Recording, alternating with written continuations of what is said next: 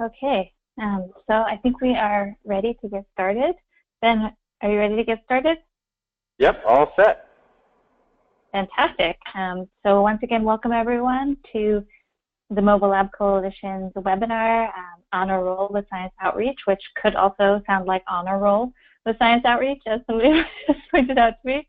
And again, feel free to type in any questions into the comments box as we go along, and I will pose them to our speaker as soon as it seems appropriate, and we'll have plenty of time at the end for Q&A as well. So here we go. All right, thank you, Sarah, and thanks everybody for joining. I know we have a couple of repeaters from the first webinar, so you guys really are on the honor roll, and the rest of you, we're going to get you on a roll with this webinar. Now, this is going to be a really super fast, high information density presentation. There's going to be some pauses in there for some feedback for sure, but the point of this this webinar is to really give you a broad overview of what I think are the important things for you to be thinking about since you are already interested or maybe even on your way to building your own mobile lab. And you're going to be laughing by the end because every couple of slides I'm going to tell you why you should go to the Mobile Lab Coalition annual conference this July in New Jersey at Rutgers University, and I'm going to make it abundantly clear that if you want to follow up on any of the ideas here, you should go to that conference. We're also going to have a couple more specific webinars that I'll tell you a little bit more about at the end that'll dig into some of the topics. So here we go. First of all, I'm Ben. I'm the founder and executive director of BioBus. We are an educational nonprofit based in New York City. And about 10 years ago, I decided to take a step away from academia, where I was studying physics and biology and how cells move, and build my own mobile lab. So I'm going to break this down into 4 steps. First of all, why are you doing this? Why are you interested in doing this? You, I'm sure, have your own reasons, but thinking about why it's important to articulate the need for both yourself and for others. What is it? Right? It's a vehicle for addressing that need that you've identified. So the what here is both the vehicle and what goes on in the vehicle. Okay, how are you going to do it all? Right? How are you going to organize people and resources, money, for instance, to build this vehicle and to achieve your need, and finally, how are you going to actually get that money, right? How are you going to get the money so you can hire the people and buy the things that you need to build your vehicle and address the need, right? So it's kind of like almost it's a pyramid, and all of these parts depend on each other. But ultimately, the reason why we're doing this is because we see that there's a need. Now, again, that need is going to be a little different for everybody. It has to be different for everybody because we all live in different places and we all have different problems. But I think there are some threads that tie us all together. But let's see. Let's start out with the first poll. I think Sarah is going to fire that up in just a moment. And I'd like you to use the poll that pops up and select one or more of the following needs that you see your mobile lab addressing. Now, of course, I wrote these needs myself, so there could be other, and part of this webinar, hopefully the aftermath in the survey that we sent out is you giving us more detailed feedback. But for now, check the boxes that you think most apply to you and hit submit, and we'll see what need we're trying to address.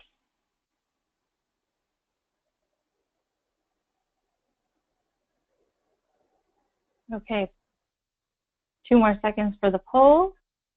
And anybody else waiting to answer? Okay, poll is closed.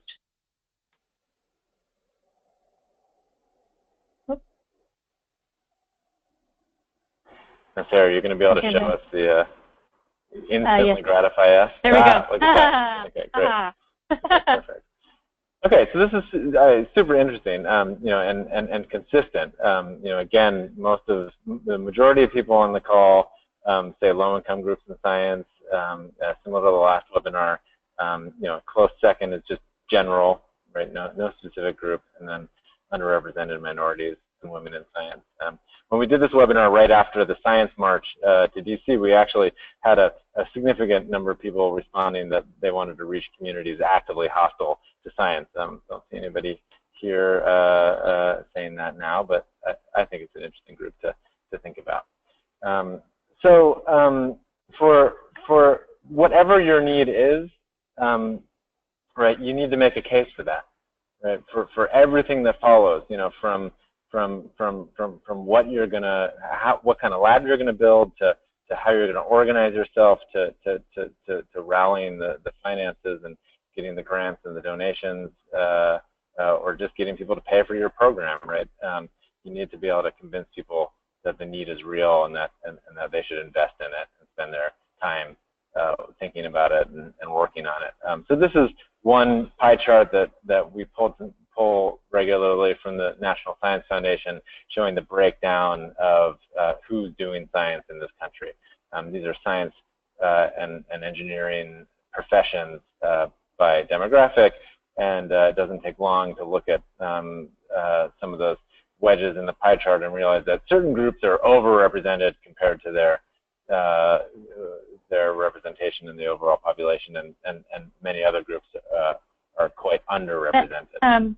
Sorry, Ben, just sorry to interrupt you, but I think you need to go back to your presentation. We can see the poll. All we see right now is the poll. Oh, never mind. I need to hide the poll. There we go. Haha.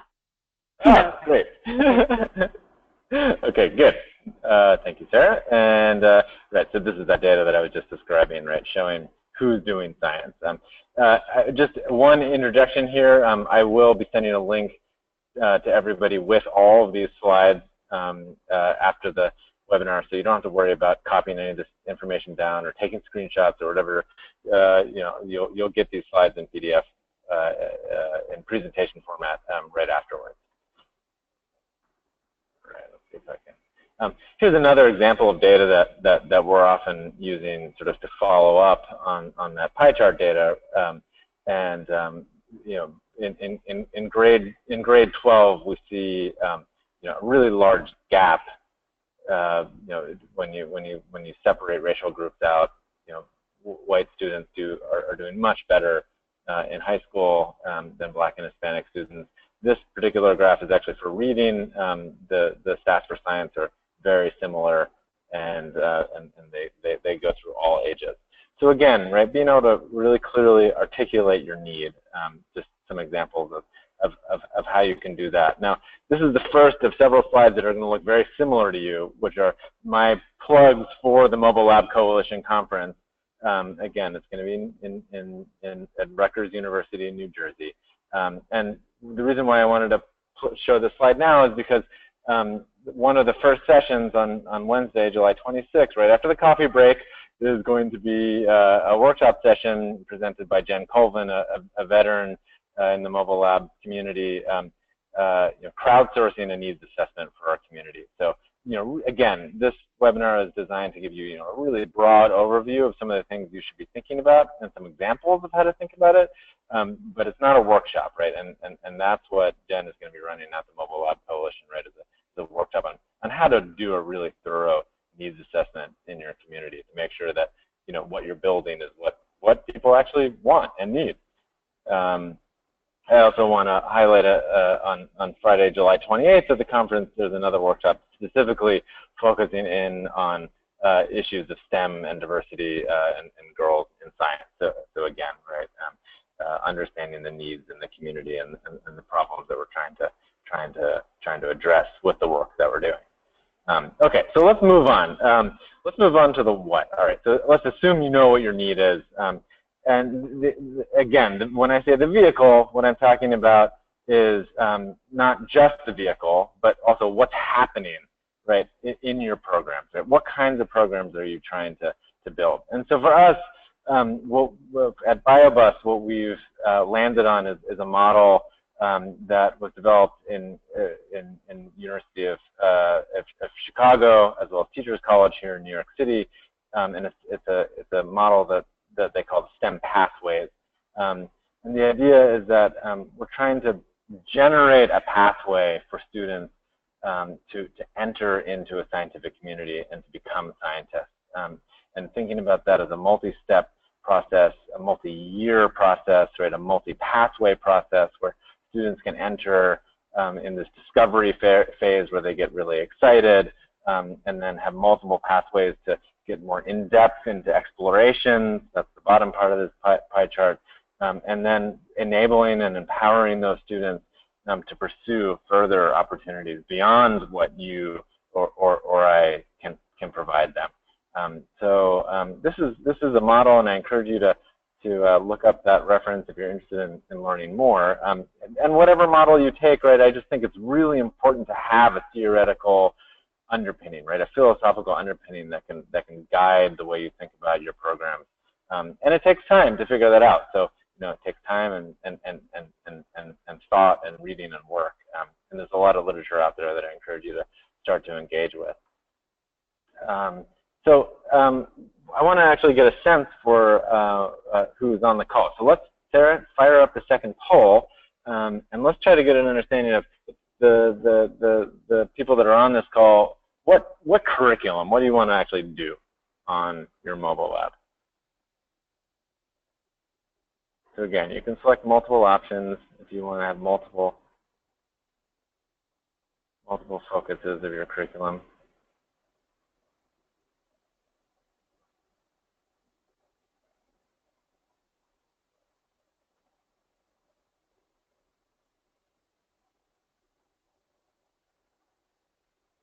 Okay, we'll give it another second, and I will close the poll, and I will share the results.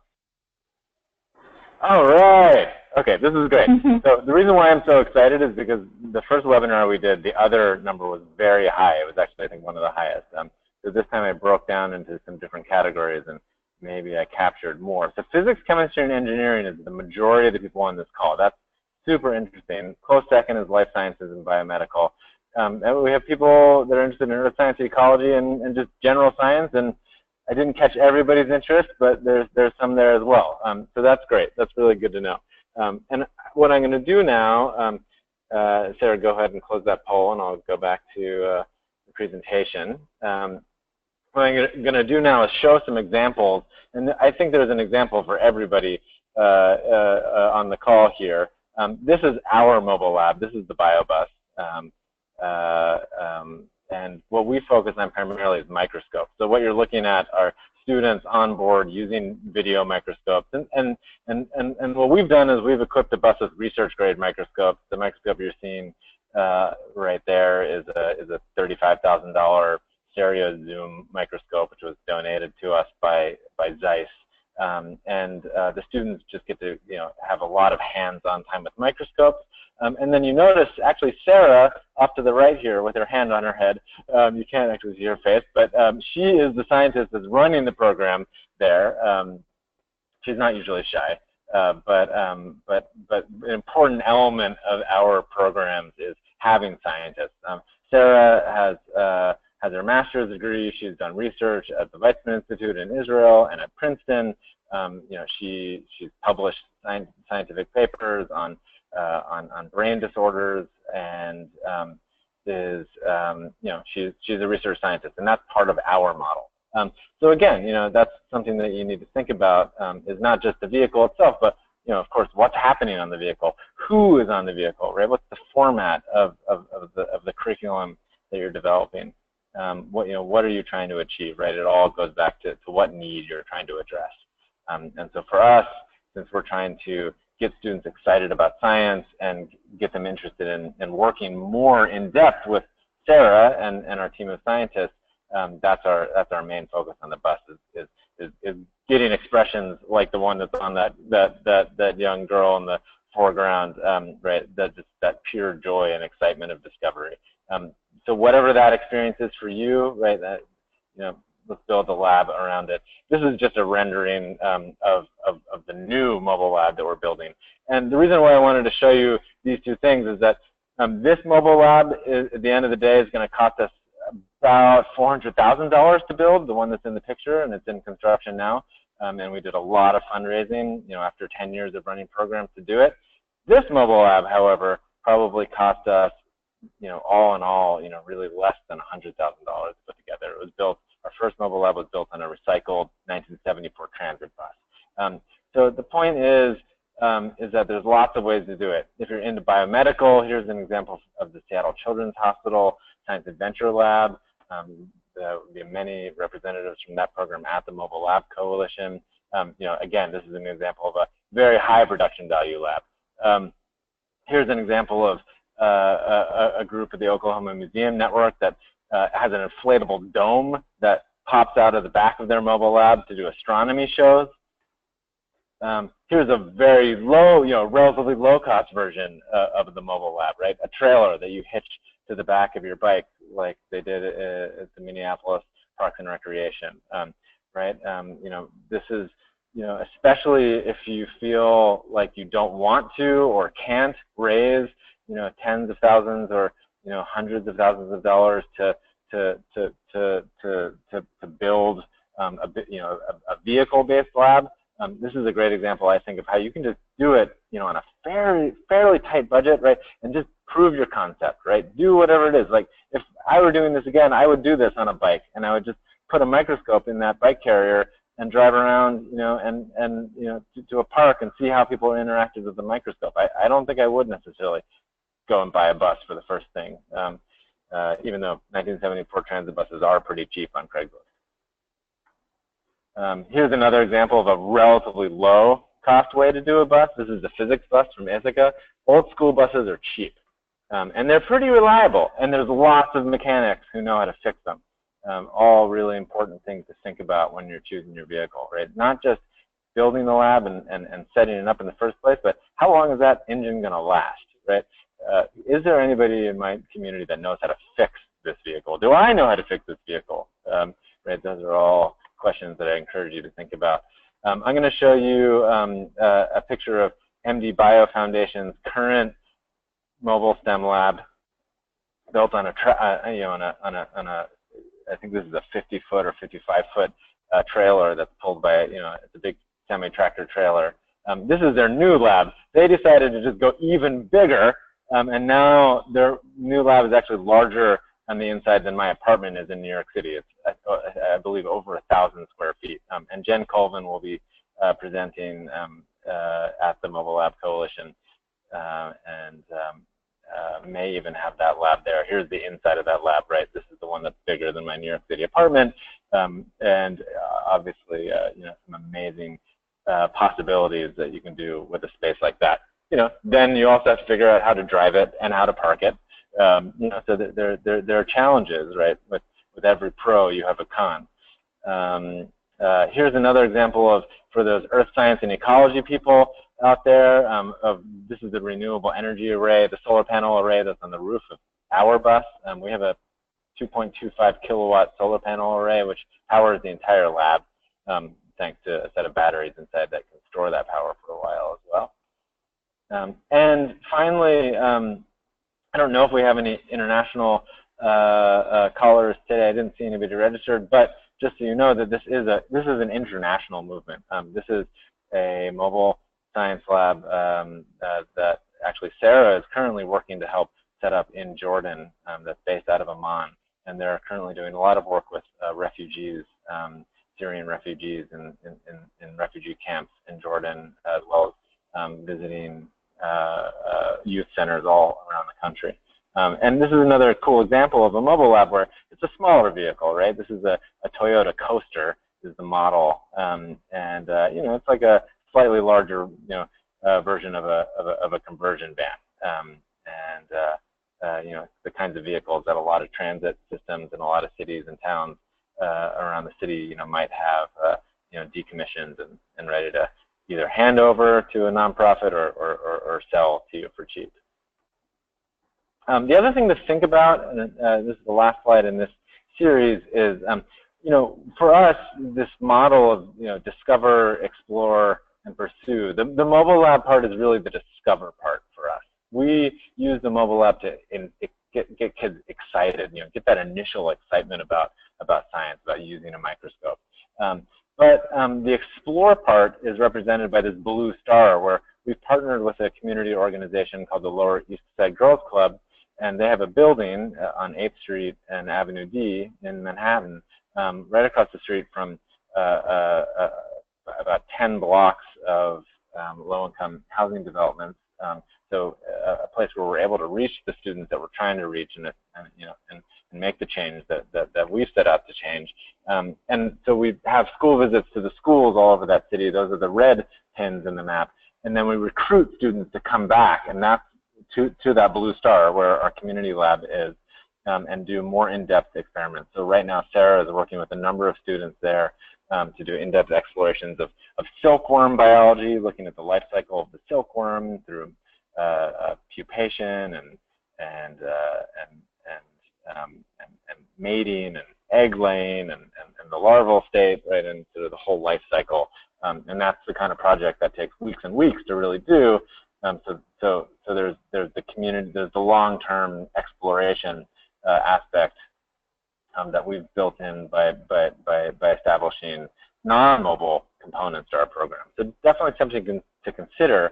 And even if you're not doing it yourself, right, who are the partners in the community that can, that you can send students to? Are there museums that have programs, for students to do more in-depth programs? Are there universities in the area that maybe have high school or college level internships or research programs? Are there museums that hire people to work at the museum and help explain exhibits? Right? There's a lot of different ways, even if you don't do it yourself, right? To try to encourage students to take that next step, right, and go beyond just the visit on your mobile lab.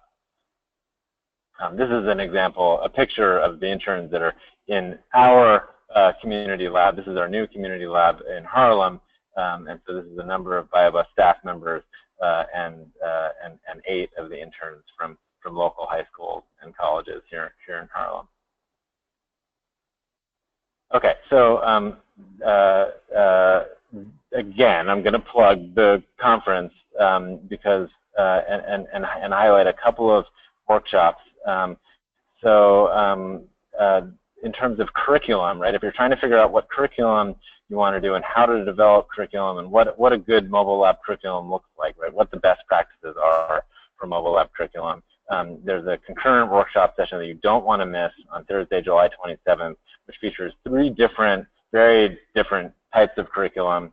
One sort of general approach from Carla Romney at Boston University City Lab, and then a curriculum presentation on petroleum and oil exploration, and then a soil metagenomics curriculum presentation from the Georgia State BioBus. And in addition to that, there is going to be in that same afternoon, there's going to be a whole session on designing and building, right, your mobile STEM lab.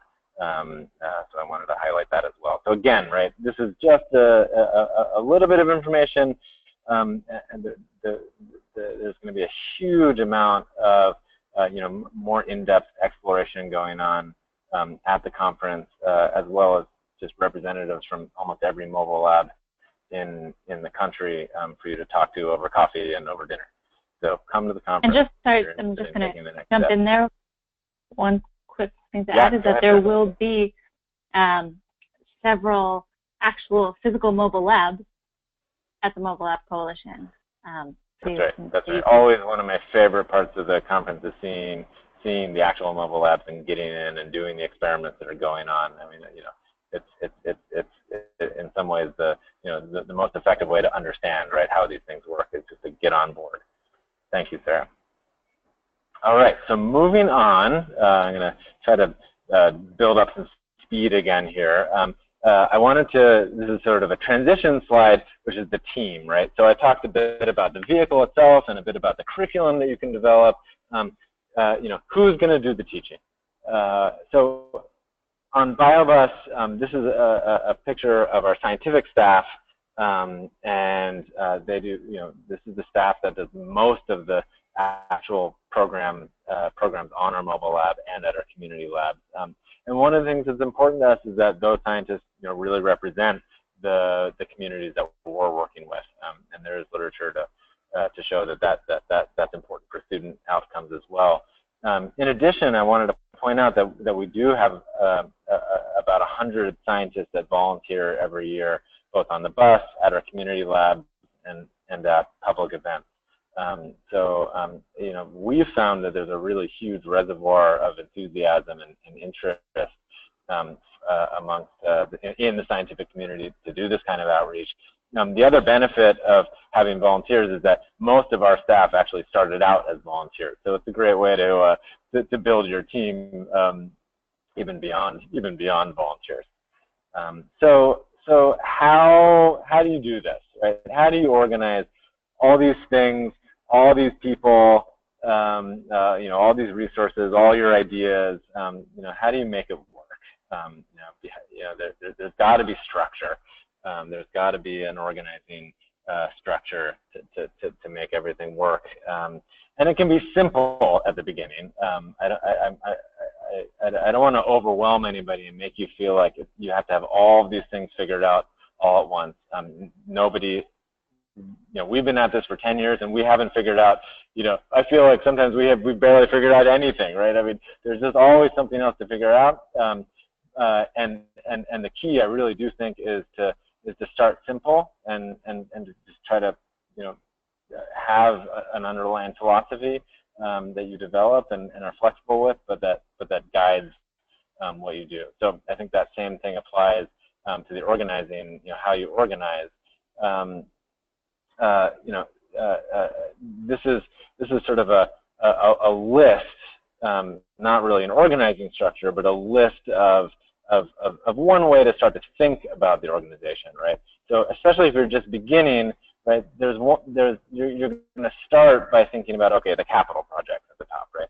Okay, you want to develop your program, right? What you're going to do, the actual experiments, the actual curriculum, the actual relationships with people in the neighborhood, right? The needs assessment, right? All of that, in my mind, goes into capital projects, right? Things that are really, you're building and investing in the organization, right?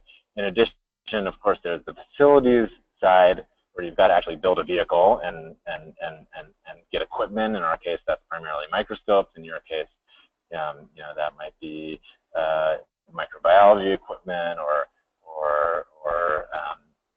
whatever it is that your curriculum demands. So there's the capital side, and I think it is really helpful to separate that out, right? Because once you're done with those capital projects, then you transition into more just regular operations, right? Program operations, that next set of bullet points, right? And you can even break that down into, okay, who's going to manage the programs and make sure things and evaluate the programs, right? Make sure things are working. Who's going to teach? Who's going to operate the facilities? Who's going to make sure the microscopes work? Who's going to make sure the bus gets where it needs to go? Who's going to make sure that the teachers are expecting the bus to be there and know what to do to prepare?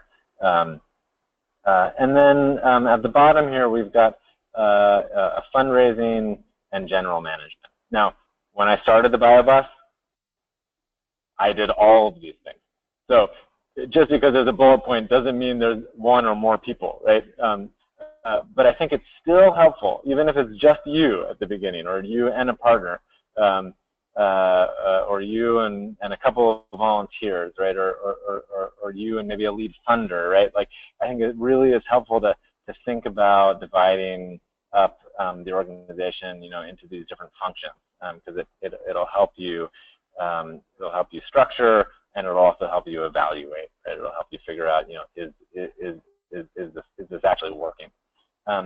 Now, the other piece of the organization that is really important for me is what's called a logic model.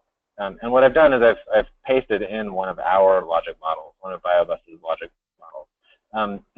I've found a really helpful tool to really, summarize and communicate what your organization is trying to do, both in terms to yourself and to your immediate supporters and staff and volunteers, if you have them, and also to the outside world, right? It's very important to be able to communicate these kinds of things to funders. And so it's basically, right, in a nutshell, the logic of why you're doing things and what you expect to change as a result of what you do. So another way people refer to this kind of thinking is theory of change, and Sarah knows a lot more about this than I do. So I'm gonna just give you a brief summary of dividing up what you're doing into just activities, right? Okay, we want 20,000 students at 100 schools to come on board the bus and use microscopes with scientists, right? That's just an activity, right? That's just something that we want to happen, and it's measurable, right? Okay, shorter term outcomes. Okay, students will learn science content aligned with standards for their grade level, right? And on and on and on, right? Things that should happen the day that they're doing this, or maybe within a week, right? A very short term outcome. And again, something that we can measure, right? That's really important here. Laying out this logic is that you want to lay out things that you can actually measure and evaluate. Okay, is this working? Right? And then be a little bit ambitious, right? What are my longer term outcomes? What do I expect to happen, in a month or 6 months or a year or longer? For instance, we lay out here that we expect students to express a greater interest, long-term increase in interest in practicing science. So that's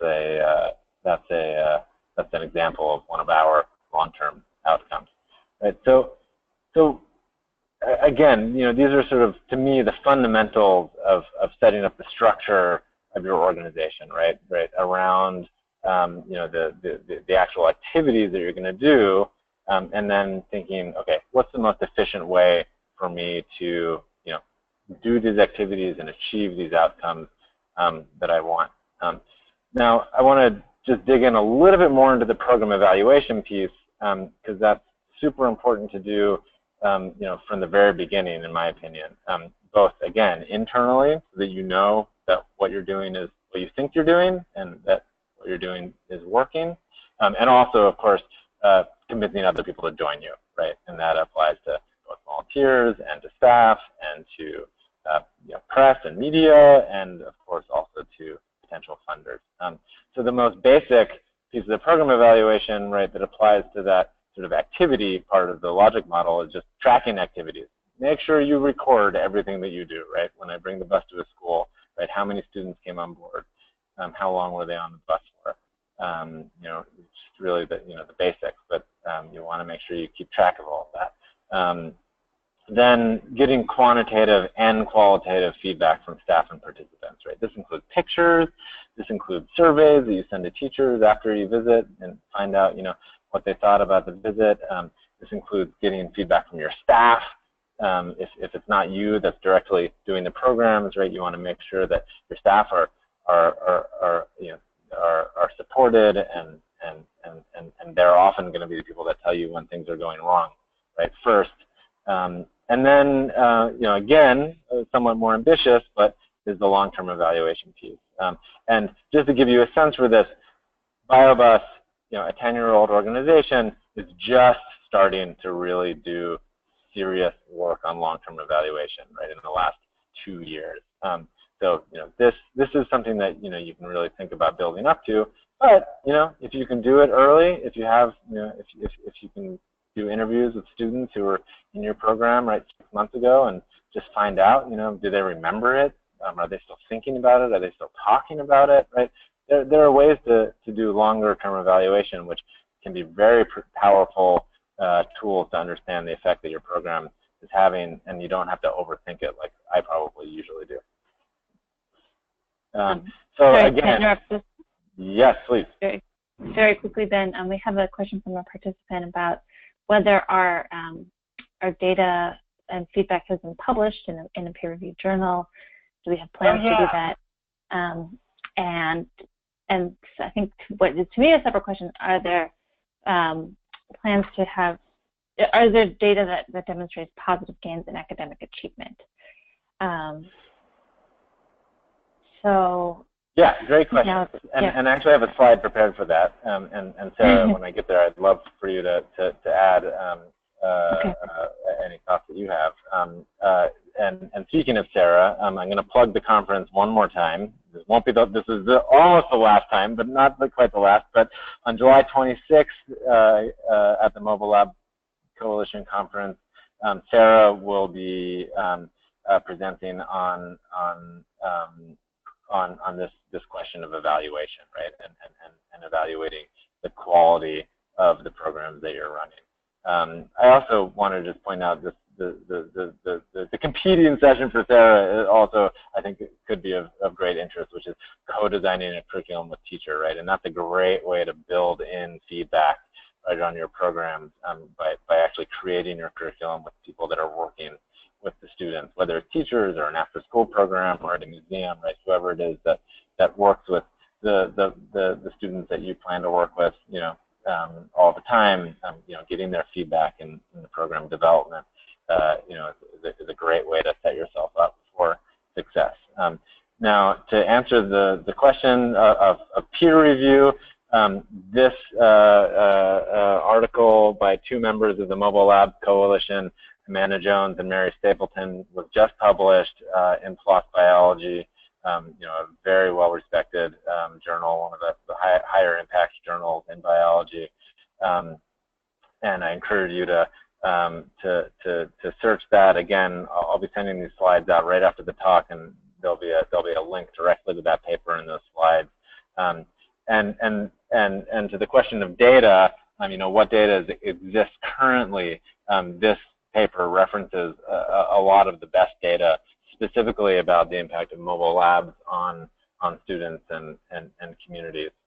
And I think that the point I really wanted to make with this slide is, this is a great way to learn, and before you even have any data of your own, right, you just go to your funders and say, look, we already know that this works, right? And maybe I have an idea that I think is going to make it work even better, but the basic model has already been validated, and it just doesn't exist for this population that I'm going to be working with, right? That's a powerful argument for funders, right? It's past success, right? Proof that your approach, works. So use it. Use it in your proposals. Use it to convince yourself and others in your community to get on board. Sarah, did you want to add anything before we get to the next poll? I did want to add that briefly, the authors of that paper point out that there's not a consensus or yet an agreed upon way to evaluate and track mobile lab programs, and that's going to be something that is talked about at the conference, of how we as a coalition come together and unify to have more standardized measurement tools.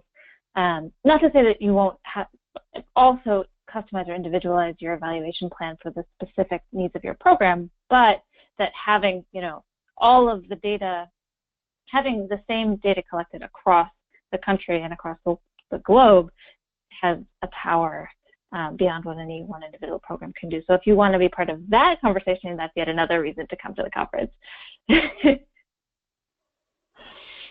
All right, I think we're effectively driving this point home. All right, thanks, Sarah. So Sarah, can you fire up the next poll?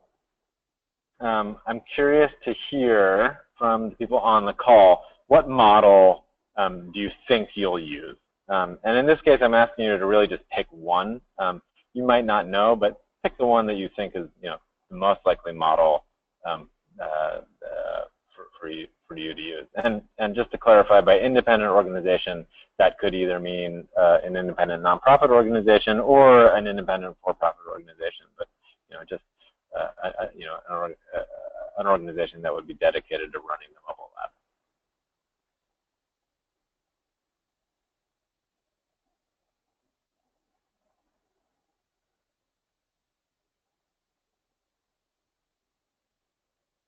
Okay, and I'll close the poll and share. Okay, so super interesting. So we have about half the people on the call, which is 6 of you, said independent organization, and closely followed by academic affiliation, and then looks like 1 or 2 people selected industry affiliation. So super interesting. And nobody from within the school system, which there are a few mobile labs that are there, but it's true that this does somewhat represent the Mobile Lab Coalition. So that's good. So then it makes sense for me to go to this next slide. Sarah, if you can close that poll. For those of you who did say independent organization, and I'm sure some of you are considering doing it as a nonprofit, and there are lots of advantages to running a nonprofit. Again, there are also cons to running as a nonprofit. That's what we chose to do, and I would argue that it's a great model. If you're interested in learning more about that model, I've provided links to 3 resources that I found very helpful, and those are specific links for how to start a nonprofit, because I know that there have been some questions. What's the process like?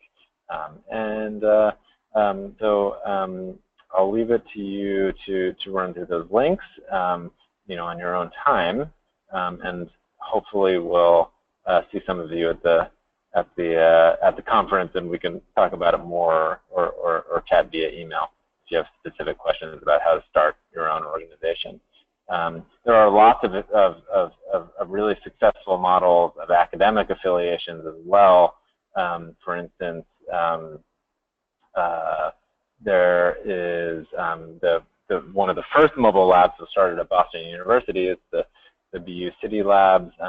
Georgia State University has their BioBus in Georgia, and I would say the people who run those programs will also be at the conference, and I'd encourage you, if you're thinking about academic organization, affiliation for your mobile lab, reaching out to them to find out what's worked for them, how did they get started. And then in terms of the industry affiliation, the one that comes to my mind is Jen Colvin at MD Bio Foundation, which is a consortium of biotech companies in the Maryland area that came together and formed their own foundation. And one of the things they do is run a mobile lab. So Jen Colvin would be a great resource at MD Bio Labs to connect with there. Okay, so this is where the most questions were at the end of the last webinar, and I'm afraid I've gone on a little bit long, but I do want to get into some of the nuts and bolts of financing, because I know that there are just a lot of fears and concerns and questions when it comes to this issue. So I'll get into it as much as possible. I just want to reiterate that this doesn't have to be expensive at the beginning. This 1974 bus cost $15,000 on Craigslist when I first started the BioBus, and it was already equipped with a few solar panels on the roof and an electrical system on the inside. It was essentially a converted RV. And as I ran through the slides earlier, there are lots and lots of ways to keep your costs very low, and I encourage you to keep your costs low at the beginning, especially if you don't feel confident, right, immediately confident in your ability to start raising money. Much easier to start with a cheap proof of concept and then grow from there. Again, this is the other side of it, right? Now, and this is something that I never would have dreamed of 10 years ago, right? Being able to come up with a fancy 3D CAD model of what our new bus is going to be and build it from scratch. It's a totally different approach, and for some of you, you may feel confident that this is the way you want to start.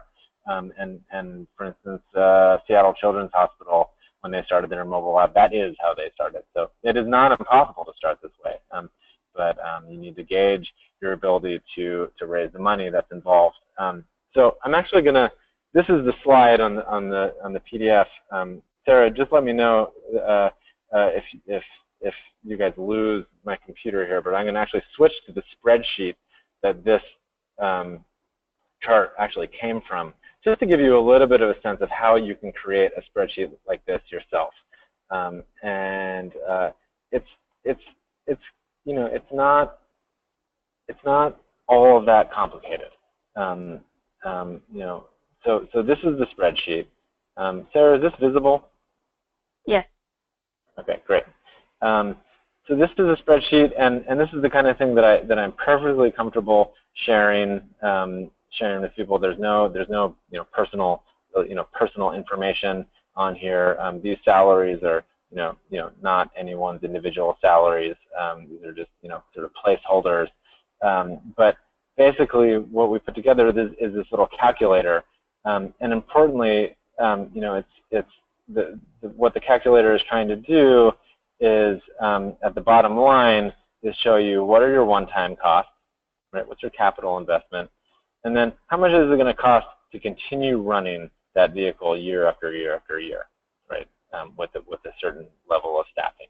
So this is I made this spreadsheet actually with the help of a pro bono financial analyst through the Taproot Foundation, and Taproot is a great source for pro bono assistance, and that link is actually not in the PDF, but I would definitely recommend Taproot as an excellent source of pro bono labor, that somebody that could help you set up a spreadsheet like this. So if we back up from those costs, where they're coming from, they're being calculated by the cells up here. And so if you see on the left, we have a number of, in column E, we have one-time costs, right, and then your annual costs, right? So that's how we're breaking things up. And then those costs are overall being divided into personnel, right? Into costs of the vehicle. That's what we call biobus costs here. If we were trying to build a biobase, right, one of our community labs, we'd have that here, but I've removed that from this model. And then we have other fees. In this case, we're including $25,000 of legal fees,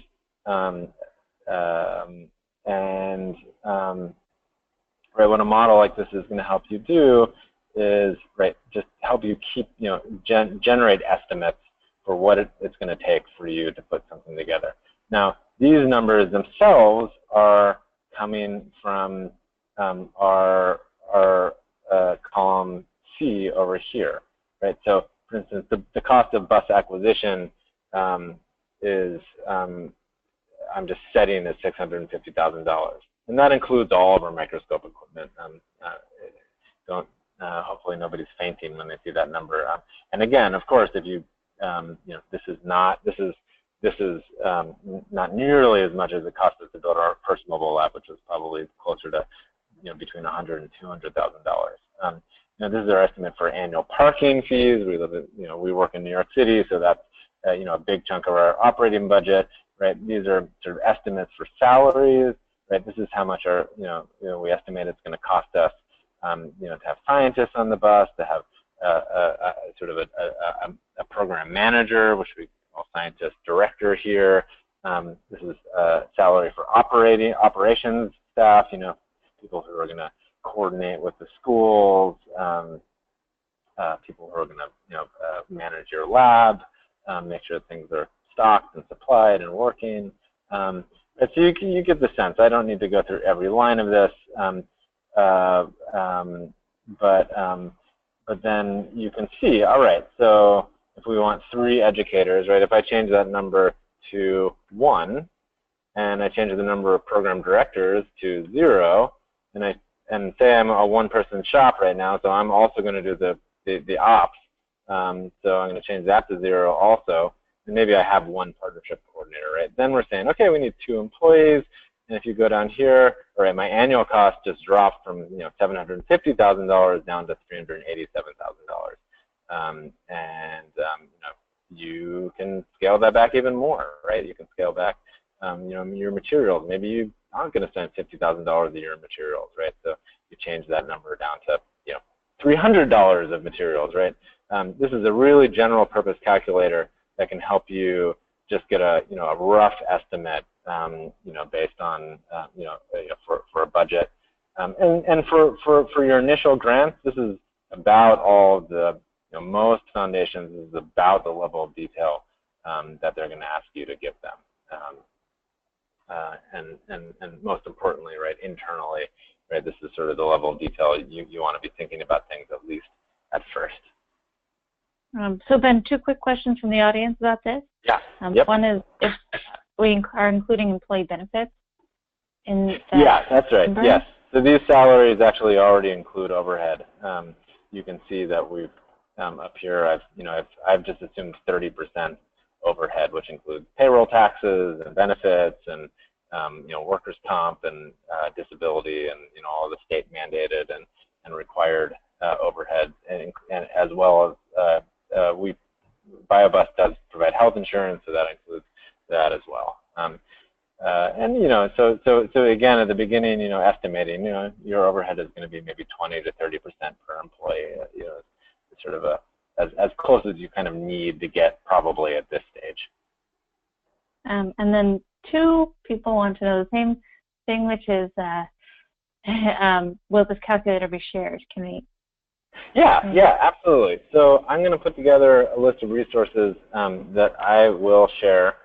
So I'm going to send out the slides, a link to the slides, and I will definitely also send out a link to this calculator. Now, I'm afraid we're really starting to get crunched on time.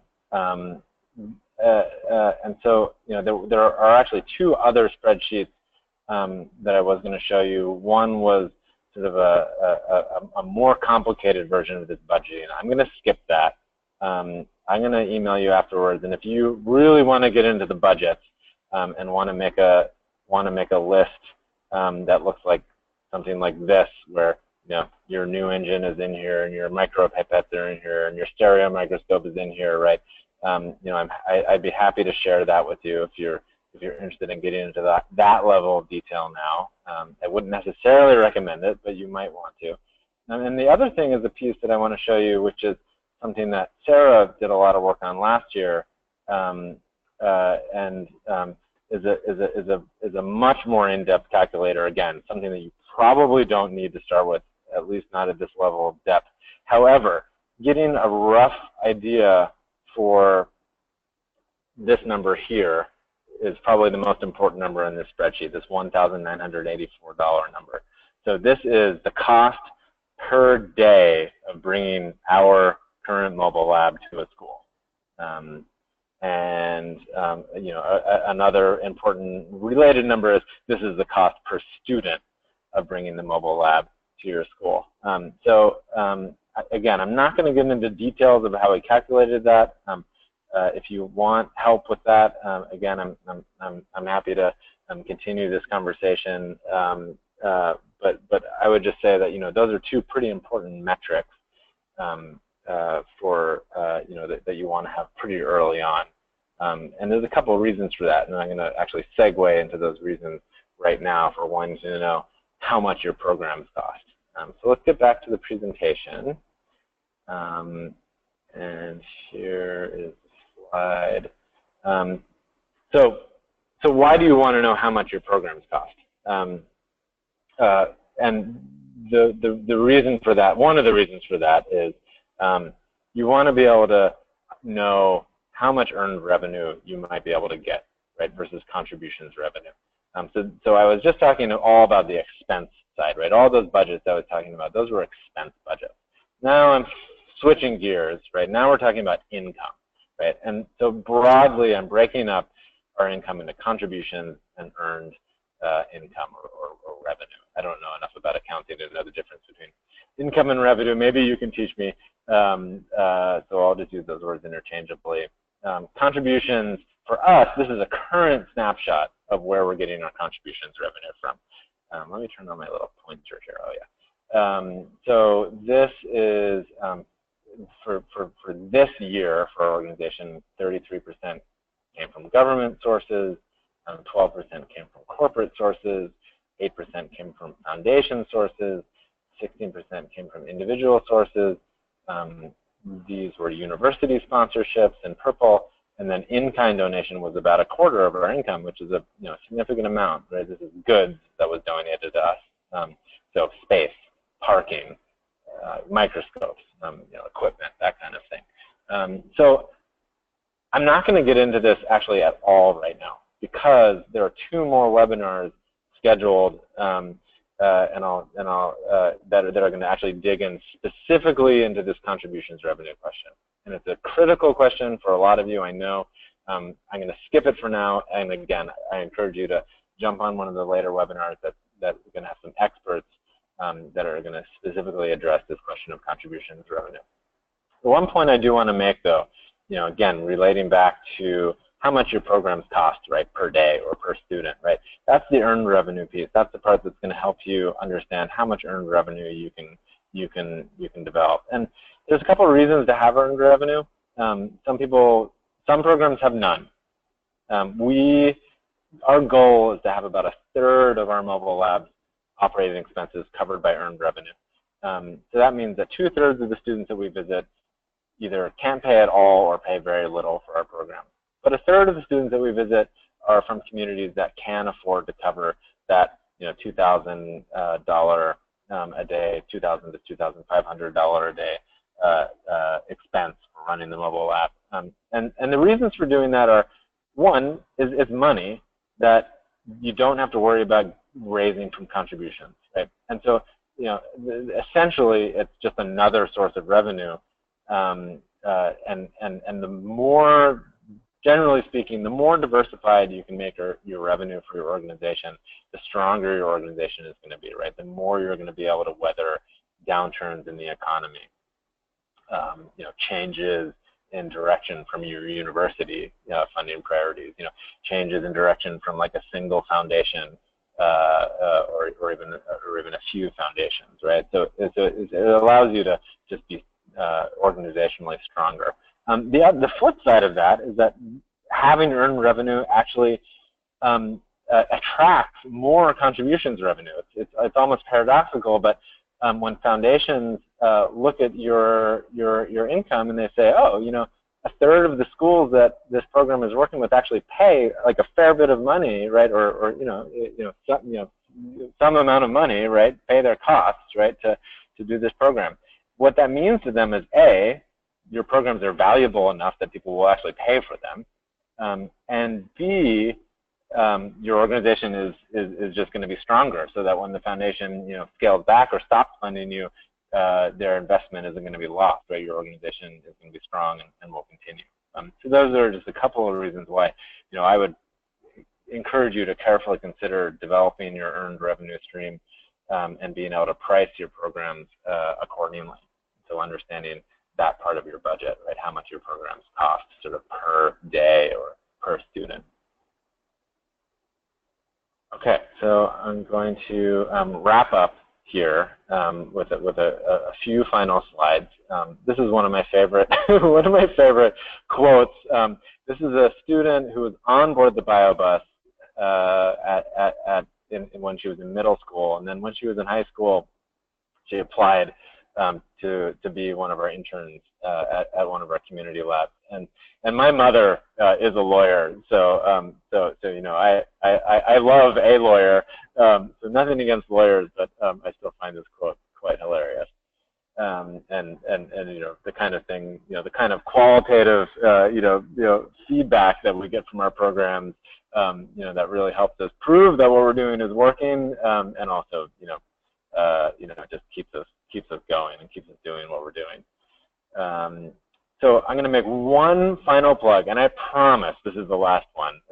July 25th through July 28th, Rutgers University. This is the Mobile Lab Coalition Conference, and you can go to mobilelabcoalition.com and register right now if you want. I'm going to plug my own concurrent workshop session. I'm going to do another version of this talk at the workshop itself. And after this webinar is over, please fill out the survey results and tell me, if you're coming to the Mobile Lab Coalition, and if so, what you would like me to focus on in that getting started session.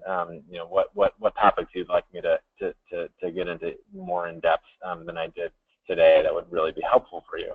I also just love the title of the competing workshop for me, which is Messaging Your Mobile Lab Program for Glory, Fame, and Funding.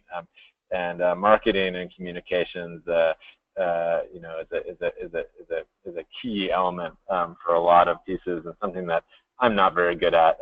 Fortunately, I have people like Sarah and others in the organization that are better at it than me. And if you have nobody in your organization, again, I'll plug Taproot again. Taproot Foundation is just an incredible clearinghouse for pro bono marketers, financial analysts, human resources experts. They're really an amazing organization for connecting you to free, you know, highly talented people.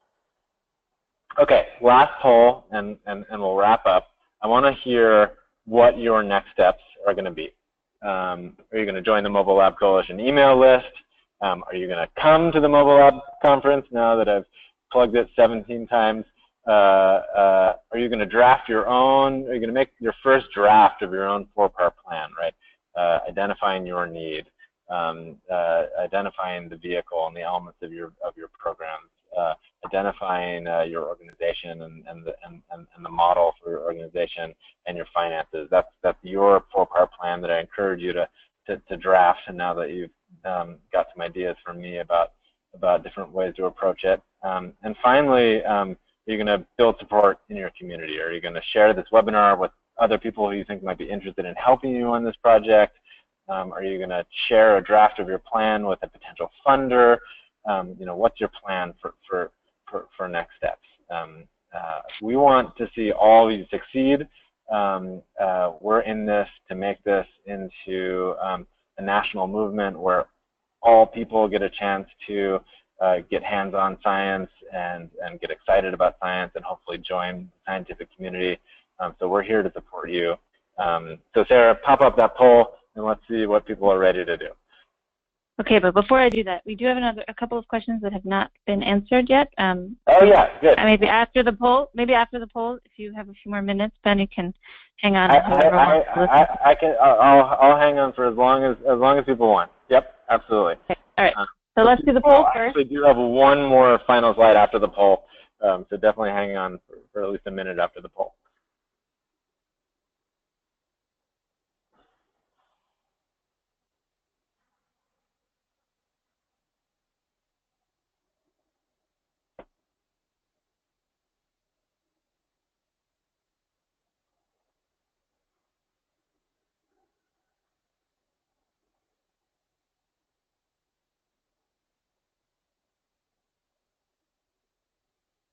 Okay, we can wrap that up.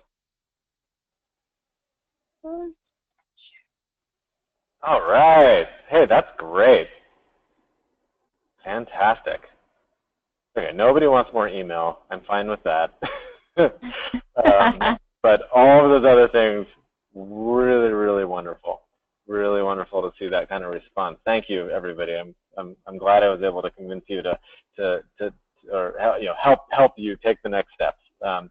So there's one more next step that I didn't have on that list, which is I mentioned earlier, which is there are going to be 2 more webinars in this series planned prior to the Mobile Lab conference. They're both going to be focused on the fundraising aspect. So June 8th at 2 and June 22nd at 2 p.m., same time as this webinar on those dates. At least one of those webinars will feature a mentor of Sarah and mine, Andrea Kielstedt, who really helped us understand and approach fundraising for our own program for BioBus. You know, I can't say enough good things about Andrea. So you know, hope to see many of you on that webinar as well. So that's what I've got, and let's get to some of those questions. So Aaron would like to know what is a good way to figure out bus-related costs when you know nothing about buses? Yeah, that's a great question. So Sarah, I'd really curious to hear your response to this as well. I mean, the way I approached it at the very beginning was I found people who did understand bus-related costs and talked to them. So for me, that community was called the Bus Nuts, and it's actually an internet news group of people who collect 1970s transit buses and turn them into RVs. So that was like the closest group for me to get support from, to understand not only how to fix things when they broke, but also conversations with individuals on that board who I befriended, you know, to try to understand, okay, you know, what are the costs involved? You know, what kind of miles per gallon, you know, is this old beast of a diesel going to get, right? So I can estimate my fuel costs. You know, how much is it going to cost to, you know, how much regular maintenance should I expect? Rule of thumb for the BioBus is we set aside, we set aside about $30,000 a year for essentially all bus operations, which includes maintenance. Now, these big diesel engines are expensive to maintain. You know, that's sort of the bottom line there, especially big old diesel engines. So, you know, our cost might be a little higher than, you know, for instance, if you had a bike with a trailer, definitely, or even, you know, a used school bus that, you know, maybe just came out of service and wasn't well maintained. So in that case, right, I mean, the same principle would go, right? If you get an old school bus, you know, try to find some school bus mechanics, right? Try to find somebody in, you know, the local school district maybe who is responsible for maintaining the fleet of buses, and find out, you know, what is your average maintenance and operational cost on a vehicle like this. I hope that helps. I know that, you know, it's hard to give really specific advice because you know, it really obviously depends on what your vehicle is going to be.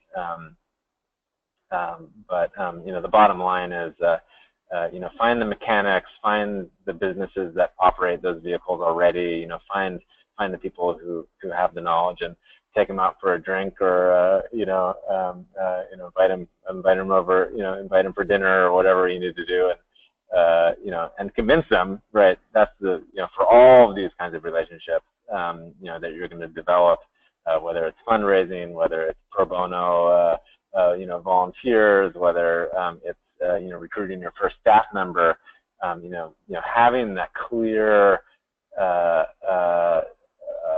articulation of the need, right, that you're addressing, that and the social good, right, that's going to come out of all of the investment, you know, time and money and energy and resources into this project, right, so that people, you know, are just you know, lining up to help and really want to help you as much as they can. So yeah, is there a specific vehicle that you're considering? I'd be happy to address a specific vehicle if I know anything about it. And while we're waiting for that feedback, Sarah, what's the next question? So Aaron says not yet. Thank you. Okay, good. And Aaron, just so you know, we are always happy to talk to you more once you have a vehicle in mind. And the next question is about revenue. How much of our revenue is recurring?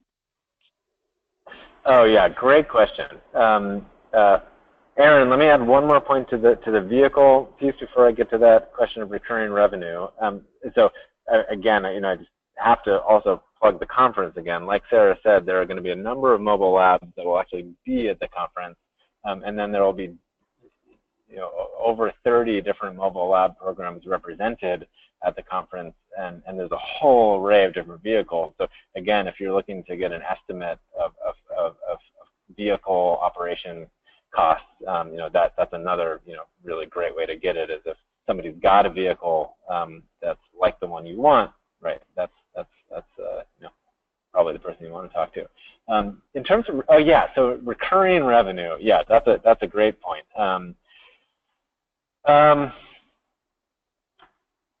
again, that's one of the great things about the earned income side, is that earned income tends to be pretty stable. You know, especially if you're running, if you're doing a good job running programs, which you all will. You know, if what you're doing is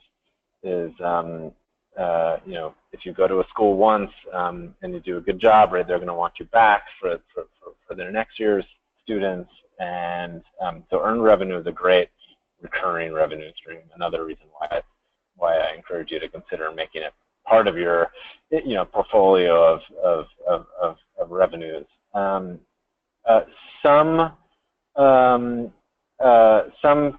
foundations will give recurring, some won't. Usually they'll tell you, or you can find out. You know, usually a program officer will be pretty clear and upfront with you if they're the kind of foundation that does give recurring grants, or if they're going to give you just a one-time grant and then, you know, not ever again, or not for a while. And there's definitely some foundations, you know, that do that, and some foundations that do this. So definitely definitely a question to look for on foundation materials, and what we found is that getting multi-year commitments from foundations took some time. For BioBus at least, it took some time for us to get foundations to commit more than just a year at a time to our program. And now we do have foundations that commit, you know, 3 years of funds, or you know, 2 or 3 years of funds at a time. So it is possible to do. Individuals tend to be pretty, I think the term of art is sticky. Andrea Kielstadt, again at one of the next fundraising focused webinars, can certainly talk to you to that in more detail. But yes, one of the advantages in my mind of individual donors is that you know, you have to keep in touch with them and keep giving them updates, and you know, you have to you know, make sure that you continue to involve them, but you know, you can have a pretty high retention rate year after year for individual donors. In terms of corporate revenue, again, I would say that's sort of in the same category of foundations. Some corporations are going to give you a capital, you know, an in-kind donation, you know, once every couple of years, and it's going to be really hard to predict. Other corporations, especially corporations like for us, there's a pharmaceutical company called Regeneron Pharmaceuticals, and you know, they've been you know, giving us money just to do our programs in the communities around where they operate, and beyond, you know, for years and years and years. So you know, again, it's you know, I don't think there's a rule of thumb necessarily with corporate income. Yeah. So then we have a question from Patrick, which actually is a reminder about we want this conversation to continue as you all work towards building your mobile labs, continue to work on this. So we want to have not just the webinars, but also an online discussion group. And we're thinking about using the Mobile Lab Coalition Facebook page for that purpose. Oh, yes. Right? Can I just go there right now, Sarah? Yeah, go for it. Okay, so I'm going to go to facebook.com, and I hope nothing embarrassing comes up in my Facebook feed. Before the page loads, I'm going to quickly go to Mobile Lab Coalition. So if you type, so everybody, you want to just do this right now, all together, everybody? So type in Mobile Lab Coalition on your Facebook search bar, and here we go. Oh wait, no, that's not quite it, is it? There we go, Mobile Laboratory. Yeah. There we go. So it's facebook.com/Mobile Lab Coalition. It's right there. And we should send this link out as well. Maybe after the talk. And then 2 things you should do once you go there. I've already liked it, so you should like the page, and then you can go to following. And if you want to see, all the news, just turn on the see first, and make sure your notifications are on. And yes, I'm going to actually. We just start a conversation. Start a thread. Yeah. Yeah. Any more questions? Yeah. First of all, thank you all for being an awesome webinar audience. Let's start a discussion with more questions and conversation. Yeah. Okay. So great suggestion, Patrick. Thank you. Is that going to show up, Sarah? Hold on. I mean, Oh, right. The good news is that we have an admin of this page on the call, Sarah. So she'll make sure that this gets posted, and then we can actually reply to it and have a conversation. Okay, good. Are there any other questions for now, or should we just continue the conversation online at the next webinar, and hopefully for many of you at the conference?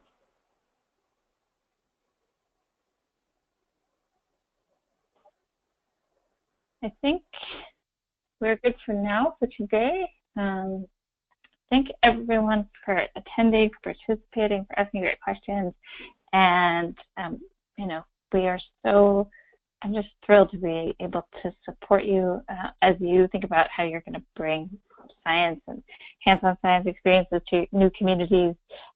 We are here as a resource, Mobile Lab Coalition, BioBus, Ben, me. We're here, and we'll be continuing to offer webinars, and we will be active on Facebook. And you can also email us or really any questions that come up. But we know that there is a need. To go back to that point, there's a need in so many different communities for an engagement with science that meets people where they are, that is exciting, dynamic, and we just want to support that activity as much as possible. So with that, thanks again for joining us, and talk to everyone soon. Bye, everybody. Thank you.